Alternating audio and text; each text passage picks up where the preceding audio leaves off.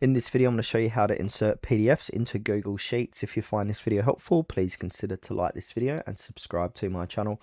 In saying that, let's just jump straight into the video. Okay, so Google Sheets doesn't let you embed a PDF directly inside a cell like an image. However, you can add a clickable link to a PDF, which is the easiest way to keep PDFs connected to your spreadsheet. Now, what we want to do is come on over to Google Drive. So open up Google Drive and upload your PDF inside of here. So I've already got one here. So the history of the solar system. Now, once you've uploaded it, wait for it to upload and then choose your PDF. Then I want to go ahead and share this PDF. So I'm going to click onto it and then I'm going to click on share and then I'm going to click on copy link. So you can see here I've copied that link.